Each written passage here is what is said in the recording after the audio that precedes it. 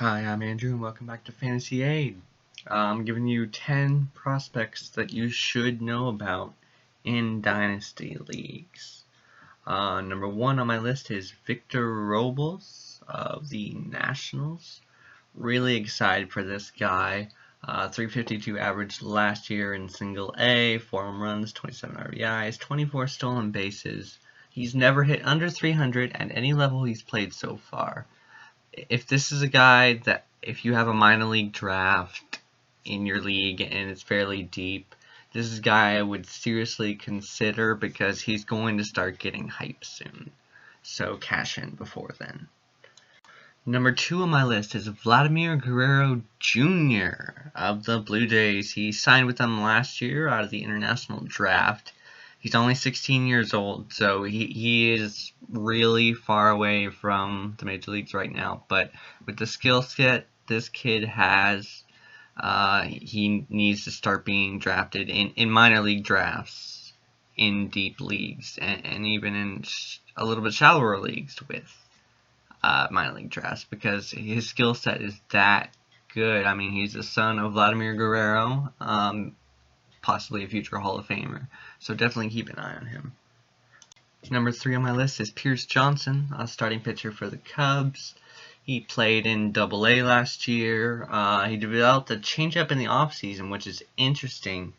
Before he only had 2 pitches, the fastball and the slider, but now he's got a changeup, which gives him 3 pitches, which is pretty good for a starting pitcher. It's what they need. The strikeout rate was down last year, but overall he has an 8.5 per 9 innings, and if the changeup is good, as it's been reported, the strikeout rate could go up. He could work his way into the rotation late 2016 or early 2017. Number 4 on my list is Trevor Story, who is going to be relevant this year. Look at the numbers he posted in the minor leagues last year. 20 home runs, 22 stolen bases, 40 doubles. He's got a nice power-speed combo at a relatively scarce position at shortstop. He might be overlooked because, obviously, Jose Reyes is the shortstop for now. I expect that to change. The Rockies can't keep him down much longer. Number 5 on my list is Josh Naylor, first baseman for the Marlins. He was the first-round pick by the Marlins in 2015, which caught most experts by surprise because he was ranked much lower than that. The one thing that stands out for him is his power potential. Some people have drawn comparisons to Prince Fielder. He's still pretty far away from Major League time, so remember this is Dynasty, like minor league draft. He's a guy to look at. He had a limited time last year, but 327 average, 352 on base percentage, and really need to watch him this year and see if that power develops like they think it will.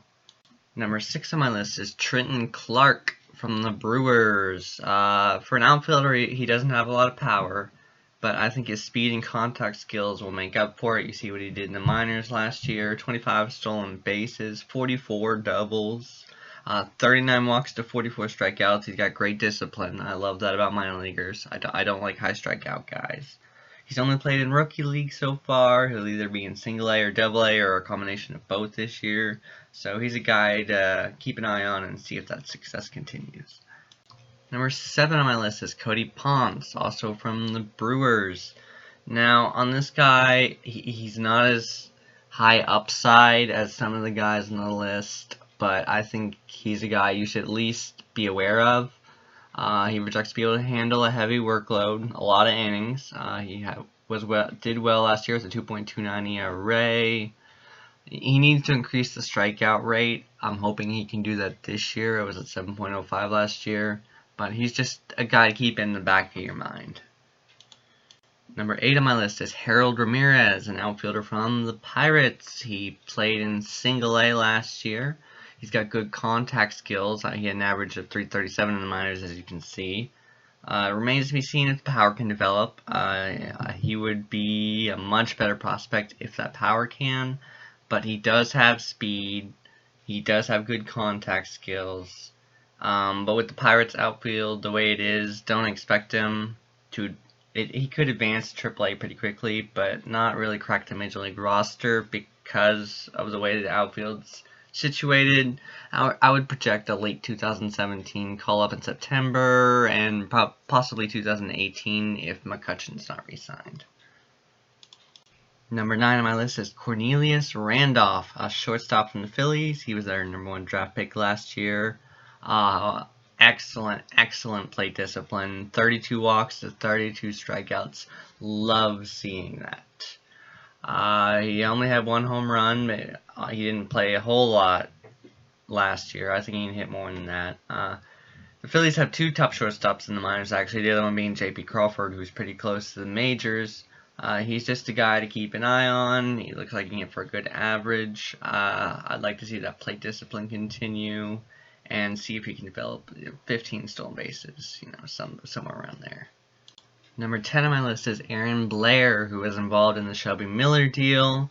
He got sent to the Braves along with Dansby Swanson.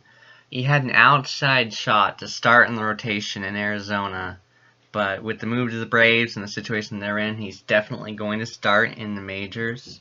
Could be a mid to late season call-up. The strikeouts, I don't know what happened last year. It was at 6.75 per 9, but in 2014 it was 9.9 per 9 innings. So I'd like to see if maybe his 2015 strikeout rate was an aberration. He's definitely a guy to keep an eye on, especially if he gets called up in the middle of the season. And that is 10 prospects to keep an eye on or to consider drafting if you're in deeper leagues. If you have any questions, email me at fantasy81@gmail.com or comment them below. If you have any video suggestions, you can also leave them in the comments below. My next video will be the top 15 closers, and followed by that, we'll get in the big lists, starting pitching and outfield. Thanks for watching.